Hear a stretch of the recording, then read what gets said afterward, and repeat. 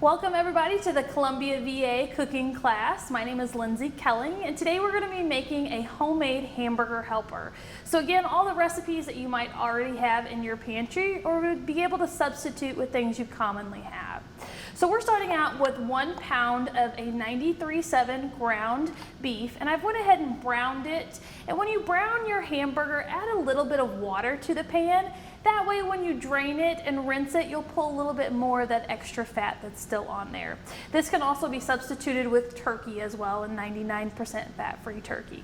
So to our pan, we're going to add in a tablespoon of onion powder.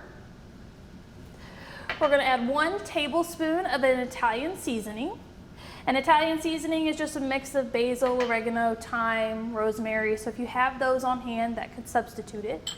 1/4 teaspoon of red pepper flakes, and these won't make it spicy, they'll just add another flavor to it. And then we're going to add 2 teaspoons of minced garlic.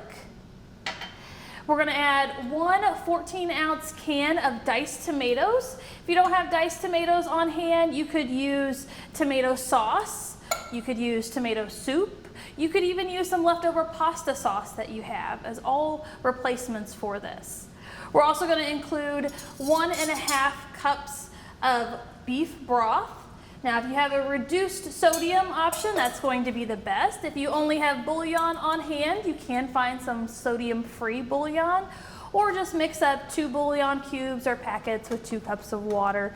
The recipe only calls for 1.5 cups, but if you add a little bit extra, it'll be okay. And then we're going to add in 1.5 cups of a low-fat milk.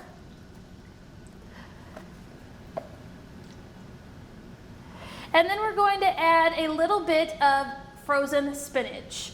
If you don't have frozen spinach on hand, but you have frozen mixed vegetables, add those in. Or you can add a little bit more spinach if you want to bump up the vegetable content. And then lastly, we're going to add about 2 cups of a whole grain pasta. We're using elbow pasta, but if you have spaghetti noodles, you can crunch those up and put them in. If you have lasagna noodles, you can crunch them up and put them in. Really, any noodle that you have on hand would work for this recipe. Now, after you add the pasta, go ahead and cook it over medium-high heat for about 20 minutes, stirring occasionally, or just until your noodles are softened and the water is absorbed. So check back with us frequently for more recipes. Thanks.